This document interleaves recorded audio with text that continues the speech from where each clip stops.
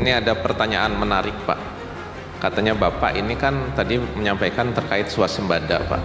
Dan Bapak itu sudah menjabat menteri selama 8 tahun, tapi kenapa tahun terakhir ini bisa melonjak Pak? Kenapa kemarin-kemarin enggak, terus tiba-tiba 1 tahun melonjak Pak? Bapak, aku berdiri supaya kelihatan ya. Kalau mau sukses, lihat ke depan. Karena pertanyaannya ini sensitif.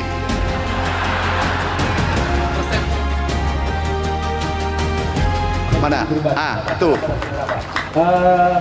Kalau per bulan ini kemarin bapak saya kan sambil bantu bapak saya juga Pak. Jadi per bulan itu sekitar dapat 24 juta, sudah di atas gaji menteri.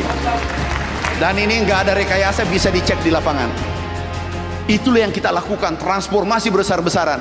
Tapi serangannya luar biasa. Buat pesta babi lah, pesta apa, macam-macam. Tapi kita harus sabar hadapi, karena kami yakin ada ketidakbahagiaan Indonesia berdaulat pangan. Ini maaf, ada belum saya sampaikan, itu karena IMF. IMF dulu memberi syarat kepada Indonesia bahwa harus pasar bebas. Lah, Mike Tyson diperhadapkan dengan Elias Pikal tanpa wasit, mati dulu. Guys, kalian harus dengerin gimana garangnya Menteri Pertanian kita, Pak Amran Sulaiman, pas lagi bahas kedaulatan pangan Indonesia. Kemudian, izin Pak, aku masuk yang selalu diperdebatkan, Merauke. Coba buka Merauke. Ini selalu dipolitisasi. Di sana saudara kita bahagia, kita bawakan traktor, 500 traktor aku bawakan, kami bawakan nih. Kemudian ini kayu kecil Pak, kayu seperti ini. Dikira illegal logging Pak. Nih. Beliau tuh bukan cuma sekedar ngasih janji, tapi bener-bener punya strategi gila buat bikin Indonesia mandiri pangan. Di acara Sarasehan kemarin, beliau blak-gakan banget soal target ambisius, dari mulai swasembada ayam, jagung, sampai kedelai. Yang paling bikin merinding, beliau dengan tegas bilang, "Aku tidak mau lihat produk dari luar negeri. Kalau IPB 3S, kami sudah belikan." Nggak cuma itu, yang bikin seisi ruangan makin panas adalah pas beliau bahas soal lahan.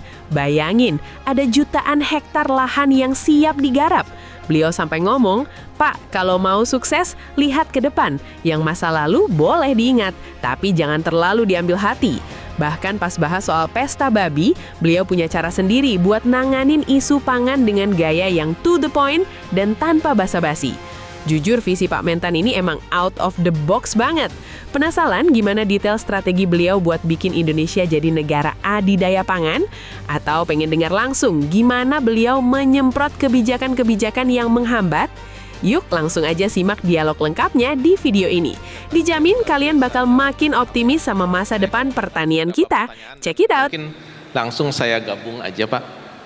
Pertanyaan pertama itu terkait bagaimana perguruan tinggi dapat berperan dalam pendampingan petani, pengembangan teknologi tepat guna, kemudian riset komoditas unggulan di apakah ada petanya, jadi daerah mana komoditasnya apa gitu ya. Kemudian bagaimana perguruan tinggi swasta juga bisa terlibat Pak, harus nelfon siapa gitu ya kira-kira ya supaya bisa ikut terlibat Pak. Mungkin itu satu pertanyaan dulu Pak. Oke. Makasih Pak. Jadi ini sudah terlibat sebenarnya. Tapi yang ini sudah terlibat. Pertama ayam, petanya ada. Kami mimpikan ayam saja itu, maaf ya, kita buka-bukaan aja. Yang menguasai cuma 2 orang. Itu 600 triliun. Dan itu 2 orang. Dan di dalamnya tidak ada alumni kita. 2 orang itu. Ya kita buka-bukaan aja. Nah kami buat peta, kalau bisa mandiri protein setiap provinsi dari ayam ini, bisa buka petanya. Ini petanya di mana? Ini totalnya, ini sesudah sebelum, ini betul-betul swasta kendalikan. Ini 653 triliun, tapi 70%, 80% itu dikendalikan 2 perusahaan. Kemudian kita ubah, inilah keinginan Bapak Presiden, BUMN dan perguruan tinggi kolaborasi. Ini petanya ke depan. Coba tunjukkan. Ini bukan peta yang langsung, tunjuk lokasi. Bisa nggak? Ini ada petanya Pak. Kemudian juga ini ada Nah, masih banyak yang belum saya sampaikan, Pak. Memang tidak cukup kalau 1 jam. Membahas negara baru cuma 40 menit. Itu nggak mungkin. Nah, ini kitab, ini petanya, wilayahnya ada. Kemudian untuk ada hilirisasi, menopang hilirisasi adalah perkebunan. Ini anggarannya 9,9 triliun. Kalau ada dosen mau praktek atau mau tanam sendiri, punya lahan 5 hektar, daftar. Ditanam, cuma modalnya telunjuk ini tanah saya. Yang penting jangan tanah orang ditunjuk. Ini gratis. 870 ribu hektar, hampir 1 juta, nilainya 9 triliun, kurang lebih 10 triliun.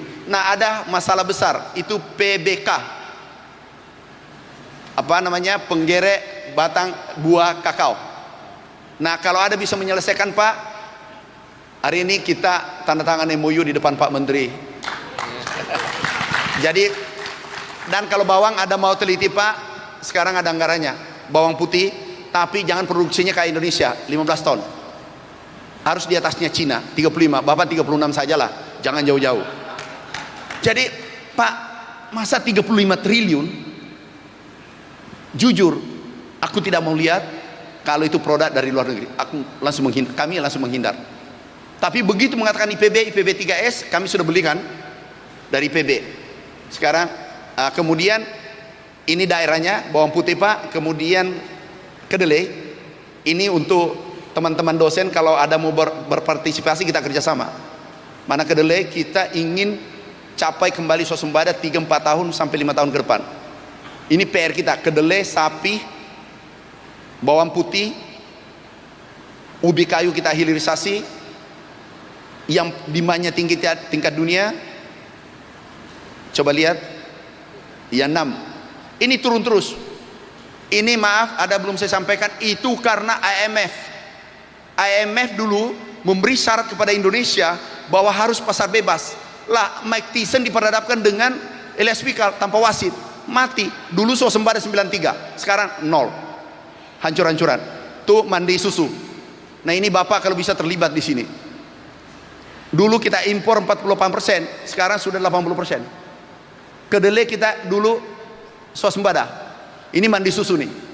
Karena marahnya, kami pertemukan yang satu pendapatannya 11 triliun, ini orangnya, yang sebelah kiri saya, yang anak muda 5 juta. Terus tidak wajib dibeli. Kami langsung minta buat regulasi, cabut regulasi saran IMF. Kalau you tidak beli susu sapi peternak, kami tidak beri ruang untuk impor. Alhamdulillah dia sudah damai. Dan itu kebijakan tegas oleh Bapak Presiden. Nah, ini banyak sekali, Pak. Sektor pertanian sangat menjanjikan. Kenapa? Seluruh jurusan fakultas bisa terlibat. Dakwah saja bisa. Ekonomi lebih-lebih. Jadi kita kolaborasi aja, Pak. Nanti mekanismenya gimana? Mekanismenya adalah Pak Prof Desrial. Ini nanti Prof Desrial kan dari IPB, berdiri Pak Prof. Ini Prof Ahmad Syukur, ini Prof Agus. Ini melalui 3 orang ini, Pak. Sebenarnya masih banyak, tapi itu biarlah ketemu guru besar dengan guru besar supaya enak. Ya. Jadi baik Bapak Ibu, ini kalau ada yang ingin dibicarakan silahkan dengan ini boleh tinggal juga Bapak, kan ya. Bapak profesor juga sesudah dari UGM, begitu ya. IPB. Ya. Baik Pak, pertanyaan berikutnya terkait dengan lahan, Pak. Ini bagaimana petani itu bisa memperoleh lahan yang berkeadilan, kemudian juga akses pembiayaan, teknologi, dan harga, serta akses terhadap distribusi, Pak. Makasih. Harga sudah selesai. Harganya dinaikkan HPP pemerintah yang membuat petani bahagia. Itu 6.500. Kemudian teknologi, ini teknologi autonomous, kita beli sampai 7 triliun, kita bagikan secara gratis. Dulu panen, nih bisa lihat, bisa tunjukkan. Nah, ini lihat combine harvesternya. Ini Pak, ini teknologi combine rice transplanter, combine harvester, rice transplanter. Nah, ini kami mimpikan Indonesia bertani dari rumah. Jadi di tombol, tapi semua jalan sendiri. Nah ini kita sudah buat. Ini teknologi. Kemudian KUR ada 280 triliun KUR untuk petani. Pupuk sarana produksi sudah tidak masalah. Irigasi kita perbaiki 2 juta hektar. Kalau masalah luas lahan, kami buka lahan justru di Kalimantan, Sumatera, Merauke. Ini ada ratusan ribu hektar bahkan jutaan rencana kita. Kalau bisa ada yang berminat, kita bangun pertanian modern di sana. Dan alat-alat ditanggung pemerintah. Ini alat-alatnya Pak, ini mana brigade? Tunjukkan brigade. Brigade pangan. Kami beri izin Pak Menteri, ini sudah ada 40 ribu mahasiswa kami rekrut dan banyak yang tidak mau kembali jadi pengusaha. Ini testimoninya Pak, kami beri bantuan 3 miliaran. Satu paket pendapatannya bisa 15 juta 20 juta. Ada satu hari testimoni di Merauke. Bisa dapat 3 hektar sampai 4 hektar, tapi itu 1 hektarnya hitungannya dia dapat pendapatnya 1.250.000 ya Pak. Sampai 2-3 hektar berarti kami bisa dapat 3.750.000 Pak. Itu per hektar saya per hari Pak. Kalau 1 bulan mungkin 15 juta sampai 20 juta. Bapak Ibu, pendapatannya 20 juta per bulan di atas gaji Menteri Pertanian. Gaji Menteri Pertanian 19 juta. Kita buka-bukaan aja. Jadi mikir-mikir Pak, pilih di sana. Ini dari Aceh juga 20 juta, dari Kalimantan testimoni. Ini percepat aja. 2,5 juta. Ini 20-an, ini Aceh. Dan kami tidak setting, kami berikan alat, silakan kerja, kami didik mereka anak-anak kita. Kami target 100.000 sampai 150.000 sampai akhir masa jabatan kami. Ini dulu tidak mau bertani, bapaknya ditinggal, begitu kami kasih peralatan dia turun, langsung pendapatannya aja deh. Tidak terlalu penting itu narasinya, uangnya aja penting, yang 20 juta itu. Mana? Tuh. Kalau per bulan ini kemarin bapak saya kan sambil bantu bapak saya juga Pak. Jadi per bulan itu sekitar dapat 24 juta, sudah di atas gaji menteri. Dan ini nggak ada rekayasa, bisa dicek di lapangan. Itulah yang kita lakukan, transformasi besar-besaran. Tapi serangannya luar biasa. Buat pesta babi lah, pesta apa, macam-macam. Tapi kita harus sabar hadapi, karena kami yakin ada ketidakbahagiaan Indonesia berdaulat pangan. Makasih Pak. Terima kasih Pak. Kemudian ini pertanyaan selanjutnya terkait dengan kesetimbangan antara pembukaan lahan pertanian dengan lingkungan hidup Pak. Terkait dengan lingkungan hidup Pak, isu hutan, kemudian biodiversity Pak. Bagaimana Bapak menjaga antara pembukaan lahan pertanian, perluasan lahan, dan kemudian menjaga kelestarian lingkungan kan? Ini memang kami memang tadi malam baca-baca buku, karena pasti pertanyaan keras-keras di sini nanti.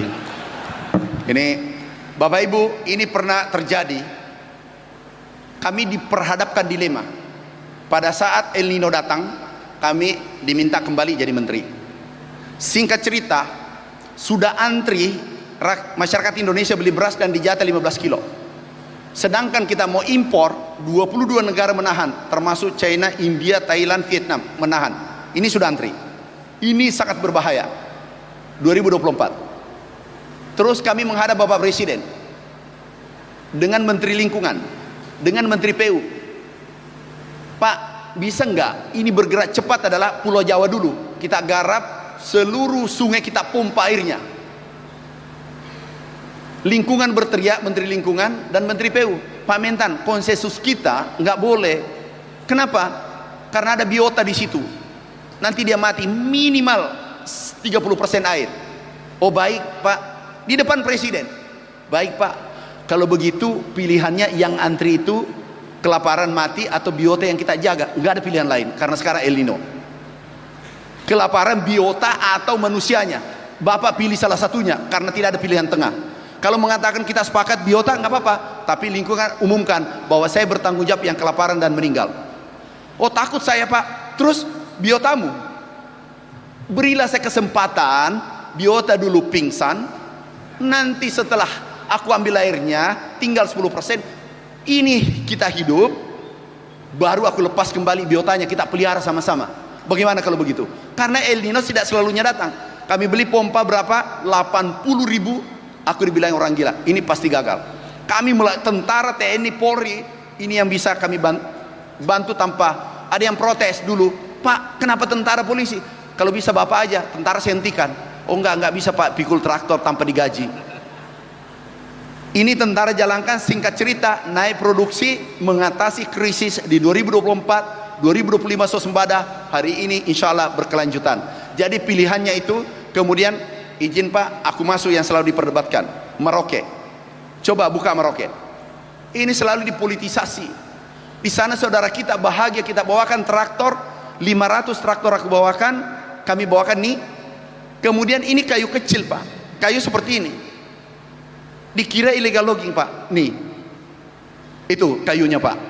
Kayu seperti itu rawa. Dan ini program sudah sejak dulu Pak Harto. Stop. Ini nih stop. Bergerak ke ujung. Bisa nggak? Ya stop. Ini kita kerjakan. Itu MIFE dulu. Kemudian yang Kalimantan 1 juta hektar. Yang sisa-sisa dulu tidak dijalankan. Kami datang lanjutkan. Presiden perintahkan. Dan itu adalah kayu-kayu seperti ini, nggak ada kayunya Pak.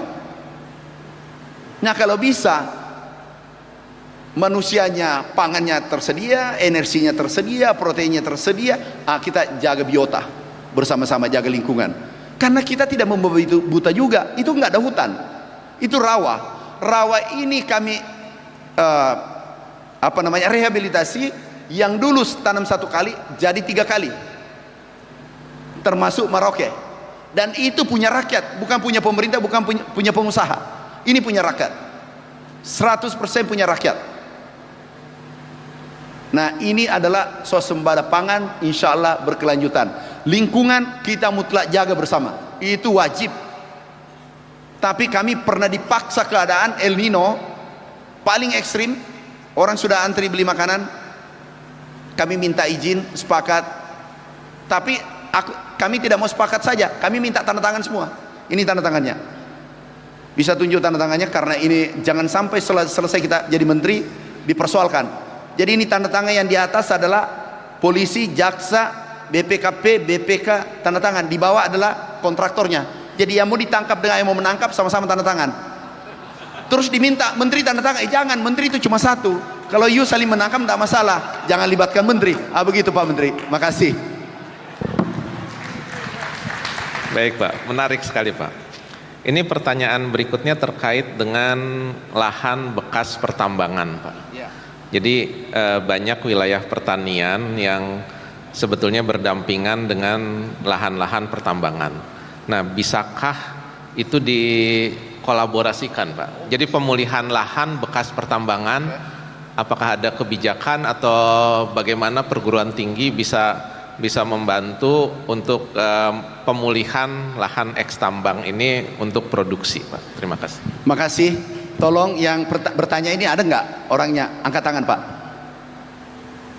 Bapak buat proposalnya, mau tanam apa saja, ada kakao, mente, kopi, tebu, silakan tanam. Biaya pupuk semua yang ditanggung oleh Kementerian Pertanian. Dan Bapak memiliki sendiri boleh.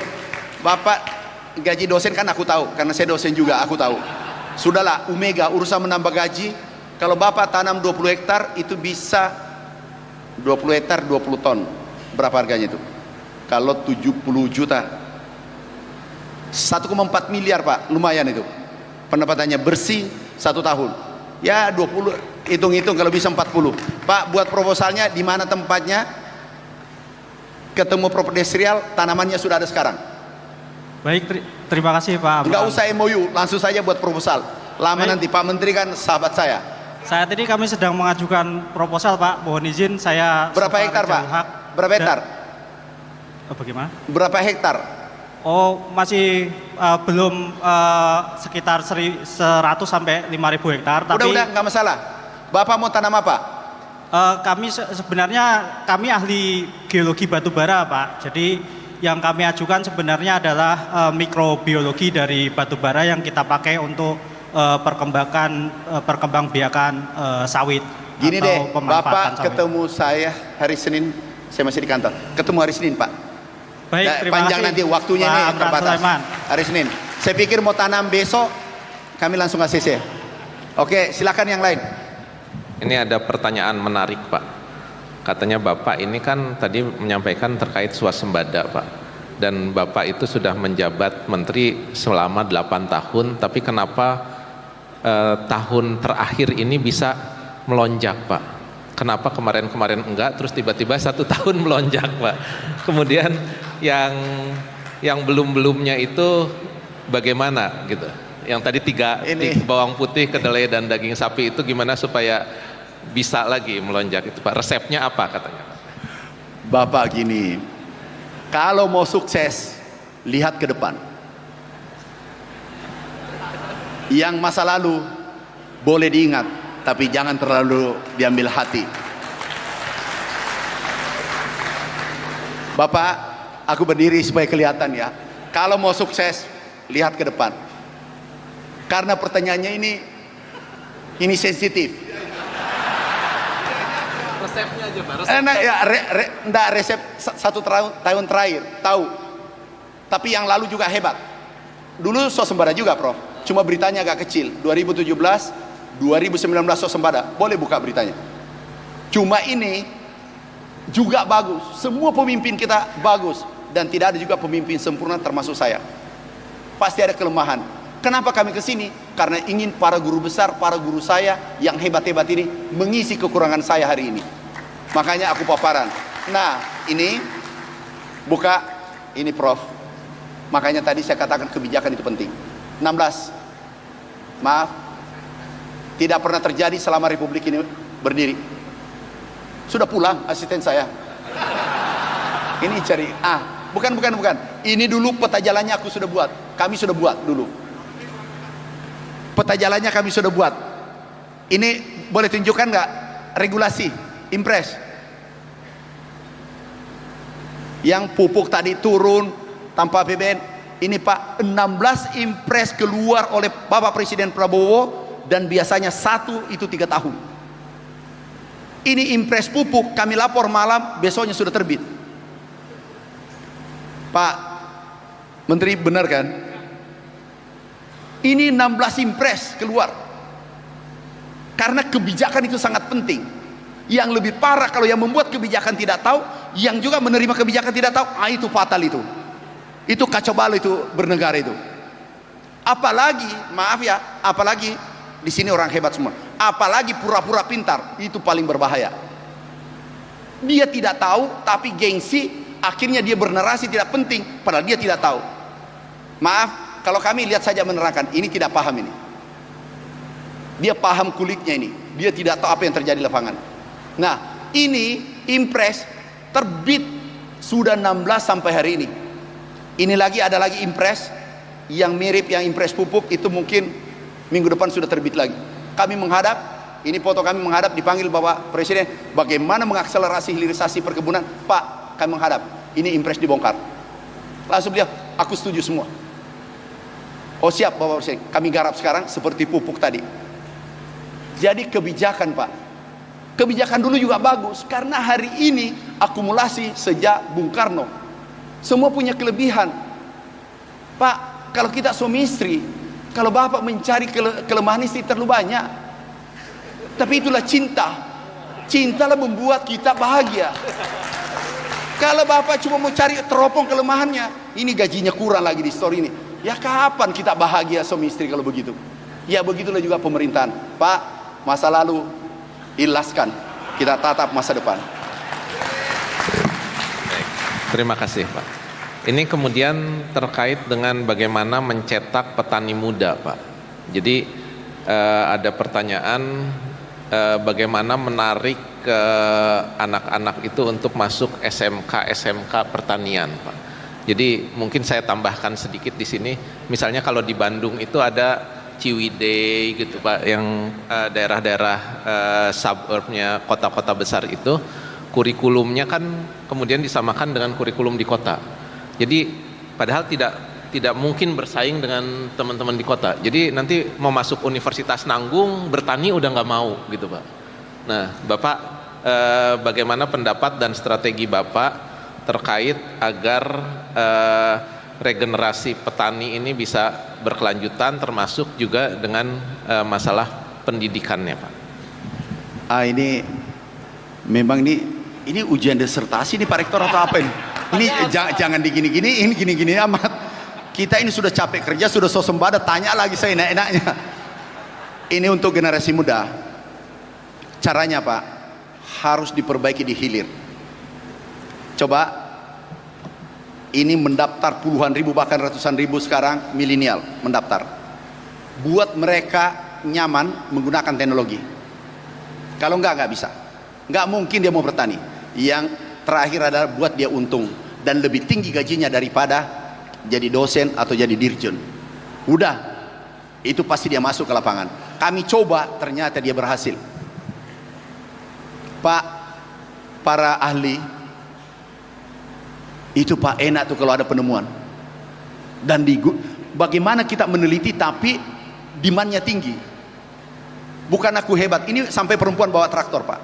Dia pendapatannya minimal 15 juta per bulan bersih. Jadi ada yang tidak mau pulang, Pak aku mau tinggal. Iya nggak apa-apa, traktor miliki. Traktor ini hibah. Setelah berikutnya Pak, dia beli sendiri. Jadi anak sekarang milenial harus menggunakan AI, menggunakan teknologi. Kalau nggak bisa. Nggak bisa Pak. Jadi kita ajari bertransformasi pertanian tradisional menuju modern. Kalau tradisional Pak Rektor, nggak akan. Dipaksa pun nggak mau. Sekarang harus ini menarik. Dan pendapatannya lebih tinggi kalau dia masuk honorer. Kalau dia masuk pegawai. Jadi kami standar minimal 15 juta pendapatannya di lapangan. Tapi ini tidak mudah, butuh waktu. Nggak bisa hari ini langsung jadi. Ini Pak pendapatannya rata-rata 10 sampai 20 juta. Yang betul-betul malas itu 10 juta. Alat semua kita kasih, siapkan. Karena Jawa Pak ada juga Jawa. Karena Jawa kemarin kami pompa dan seterusnya sudah ada petaninya. Tapi yang hamparan ini, kenapa gagal dulu 1 juta gambut Pak dengan MIFE di Maroke? Gagalnya karena ini dibuka lahan tapi menggunakan tradisional, tidak menggunakan teknologi tinggi. Sehingga begitu ini pulang kontraktornya, siapa orangnya tidak ada yang mau kerja. Akhirnya semua lahan yang kita buka baru itu kita simpangkan alat yang canggih. Anak-anak muda dari Jawa, ini dari perguruan tinggi Jawa Pak, banyak. Dia keluar ke sana. Sekarang sudah tenang dia bertani. Dan ini kami serahkan, nilainya 7 triliun. Hibahkan semua untuk anak muda. Pendapatannya bagus. Ya memang Pak ada yang tidak saya diajari dulu di kampus, rugi, untung terus. Jadi di otak untung terus, begitu ketemu lapangan rugi terus. Padahal kalau mau sukses usahakan rugi 5 tahun atau 10 tahun. Kami rugi 13 tahun Pak Rektor. Yang pahit aku tidak ceritakan, kenapa mahasiswanya nanti takut. Ini racun tikus nih, namanya tiran, kami teliti. Tikus diracun oleh Amran. Nih, ini kami buat. Setelah itu kami jalan 13 tahun baru bisa tembus. Begitu tembus Pak, nikmat. Untungnya gak banyak, 5.000%. Ini ada wartawan nggak? Nggak ya, 5.000% karena yang dijual ini. Tapi kalau kita jual mobilnya, traktornya Jepang, untung 5%. Tapi kalau kita jual ide, itu 5.000% untungnya. Karena yang tahu cuma Tuhan dengan kita. Itulah kelebihannya akademisi, bisa melompat eksponensial untuk sejahtera. Ya hitung-hitung royalti 10%, 20% itu besar Pak. Ini royalti kami dapat. Ya Pak ya. Jadi teknologi tidak bisa dipungkiri, teknologi didorong. Dan inisiatornya adalah kampus. Inisiatornya adalah kampus. Makasih Pak. Baik Pak, ini pertanyaan berikutnya Pak. Jadi ini banyak pertanyaan Pak, misalnya dari Aceh, kemudian tadi ada dari Universitas Pertahanan. Jadi ingin perjodohan Pak, antara ini daerah ini ada potensi apa begitu ya, kemudian ingin dijodohkan dengan Kementerian Pertanian. Nah, kelihatannya kalau dari pertanyaan ini masalahnya itu adalah ketersediaan informasi dan ketidaktahuan bagaimana mengakses informasi kemudian menindaklanjutinya, Pak. Nah, ini mungkin pendapat Bapak dan bagaimana menyelesaikan masalah ini, Pak. Jadi tadi kan Bapak sampaikan triple helix itu harus ada irisannya kan, Pak. Kalau sekarang kayaknya ini lingkaran yang di sini dan lingkaran di sini belum ketemu, Pak. Nah, silahkan, Pak. Ini betul. Jadi ini cinta segitiga yang masing-masing pasif. Maaf, kita buka-bukaan aja. Ada pasif karena punya kepentingan. Tapi sama-sama kalau kita punya idealisme untuk merah putih, pasti cinta itu saling mencari. Tapi triple helix, pasif, satu maaf masa bodoh, satu ya sudahlah kita ambil teknologi dari luar negeri, lebih mudah. Ada pengalaman kami, Pak, baru saja terjadi. Kami beli truk alat, maaf, dari dalam negeri, rusak seketika cepat. Langsung kami order dari luar negeri, itu 1.000. Ini alatnya, Pak. Ini terjadi pada diri saya. Kami sebagai pengusaha, bukan sebagai menteri. Nah, ini dipertemukan, Pak. Jangan ada ego. Kalau perlu kita saling jatuh cinta. Bagaimana mencari, menunggu informasi. Maaf, Pak Rektor, Masafku mencari. Kalau mau, jangan mencari. Bukan lagi kejar bola, rampas bola di era sekarang. Tapi kalau tinggal di ruangan, baru berdoa menangis. Ya Allah, berikan aku rezeki. Doa tertinggi ada di Indonesia, Pak. Ini penelitiannya. Doa tertinggi ada di Indonesia. Ini penelitiannya. Bukan saya.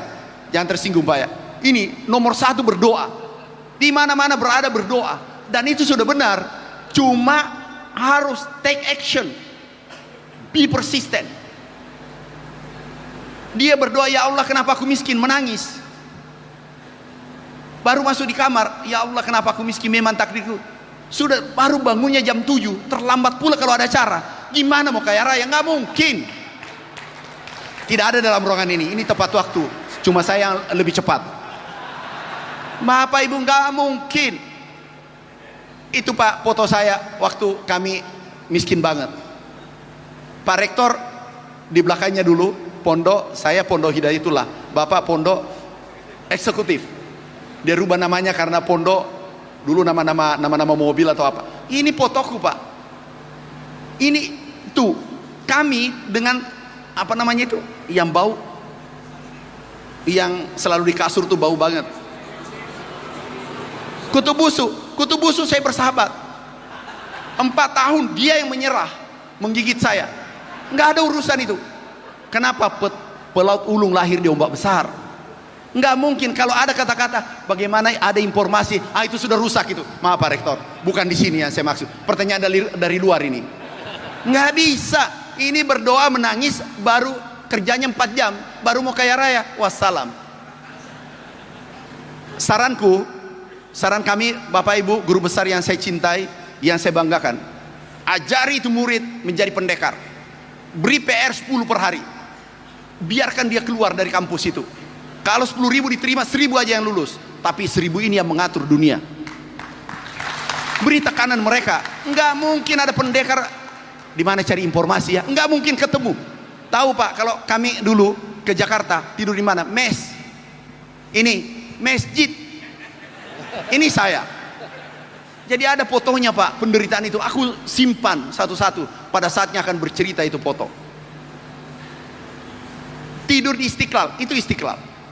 Kami tidur waktu dilantik menteri 2014, aku nangis berdoa. Ajudanku bertanya, stafku Pak, Bapak kok sujud lama sekali?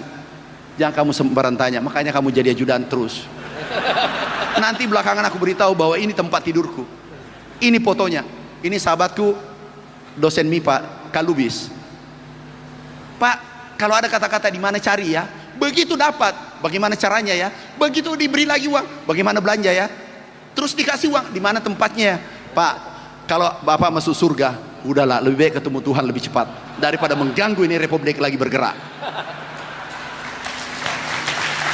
Maafkan saya Pak, karena saya digoda. Pak Rektor ini goda terus. Ini Pak, doaku di sana bukan maaf, bukan aku hebat Pak. Saya punya kelemahan, saya punya dosa. Makanya selalu saya berdoa, ya Allah berikan saya ridhoi perjalananku akan saya bisa bermanfaat.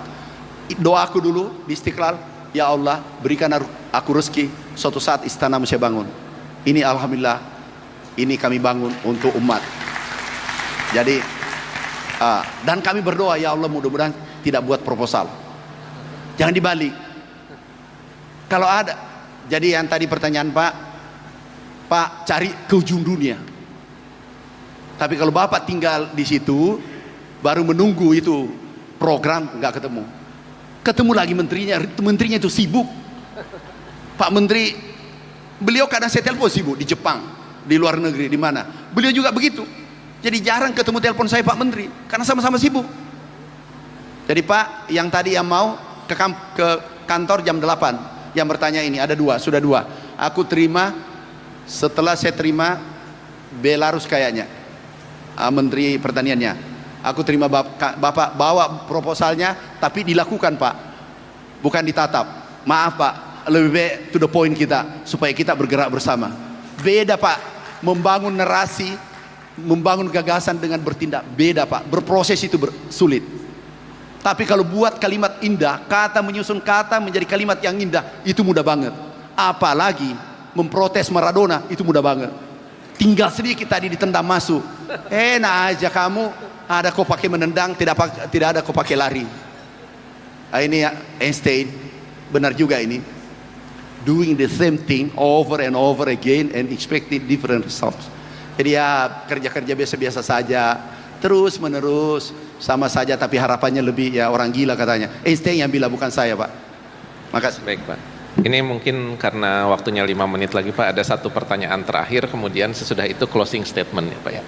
Jadi ini pertanyaan terakhir terkait dengan kelembagaan ekonomi, koperasi desa, koperasi tani, bagaimana agar bisa diperkuat dan bisa benar-benar meningkatkan posisi tawar petani Pak, supaya tidak terjebak lagi dengan tata kelola yang lemah, kemudian ditindas begitu Pak. Mungkin itu Pak. Kemudian closing statement. Makasih Pak. Kita lihat koperasi apa tujuannya Merah Putih dibangun. Kalau ada salah kita perbaiki. Itu memotong supply chain. Ini rantai pasok. Itu Pak middleman mendapatkan kurang lebih 313 triliun. Ini kita nanti petani, untungnya Merah Putih katakanlah 50 triliun, berarti 263 triliun itu untuk petani dan untuk konsumen. Yang terjadi adalah peningkatan pendapatan petani dan daya beli konsumen. Itu maksudnya memotong rantai pasok, mafia middleman selama ini terjadi. Toh ada salah, tidak ada yang sempurna, kita harus perbaiki itu. Dan kemudian MBG itu adalah off takernya. Off takernya, saya ulang, off takernya petani 160 juta. Karena tidak perlu ke kota lagi, langsung menjual bahan bakunya, sayurnya di setempat masing-masing. Sehingga uang bergerak di desa, bukan saja bergerak di kantor di pusat. Itu tujuannya kalau kami, karena kami di lapangan. Terima kasih Pak Menteri. Terima kasih Pak Rektor. Ternyata itu tadi panitia sampaikan masih ada waktu Pak katanya.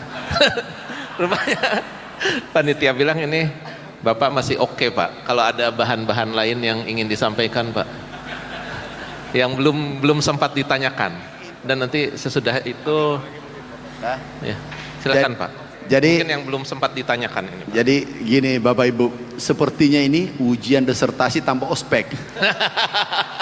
Gak apa-apa lah Pak Menteri, aku sudah siap lahir batin datang, ada bagian karena lain semua yang hadir adalah putra terbaik bangsa. Maaf Bapak Ibu, yang datang ini adalah putra terbaik bangsa. Yang bisa merubah secara eksponensial, saya ulangi, adalah yang ada dalam ruangan ini. Jangankan 2.600 yang hadir, 100 saja. Kalau Bung Karno 10, sekarang karena penduduk banyak tambah menjadi 100. Tapi tujuannya sama, dan ingin Merah Putih kita kibarkan di seantero dunia, pasti bisa. Tapi passionnya sama, spiritnya sama. Ada yang tidak sempurna, iya. Siapa yang sempurna? Saya banyak kekurangan. Kita ini banyak kekurangan, tapi kita kolaborasi, kita kerjasama. Kita saling menutupi kekurangan itu. Karena percaya negara lain tidak ingin Republik Indonesia menjadi superpower. Dan diperhitungkan 2045 Indonesia ekonomi terbesar nantinya nomor 5 dunia. Dan itu sudah diprediksi pada ahli-ahli dunia. Sekarang sudah kelihatan. Itu baru sektor pertanian tadi. Belum kita cerita nikel. Kalau nikel Pak kita kuasai 52%. Saya cerita dengan Pak Menteri tadi. Ini menjadi baterai. Ini bisa merangkai motor, merangkai mobil, merangkai laptop, drone, semua baterainya dari Indonesia. Tapi jangan dikirim dulu ke luar negeri, baru kemudian diimpor kembali. Ini bisa pusat menggantikan Jepang, Korea Selatan, China menjadi pusat otomotif dunia. Nikel bahan bakunya 52% ada di Indonesia. Pabriknya sudah ada di Kalimantan. Ini ini mensuplai Amerika, Eropa, negara-negara besar termasuk Cina. Jadi kita ini kaya banget. Cuma habis energi memperdebatkan yang tidak penting. Yang diperdebatkan impor 100 ton, yang diperdebatkan pesta babi, pesta lah, tapi jangan lupa dibumingkan. Jadi Bapak Ibu kolaborasi, insya Allah Indonesia superpower. Terima kasih. Wassalamualaikum warahmatullahi wabarakatuh. Terima kasih Pak Menteri.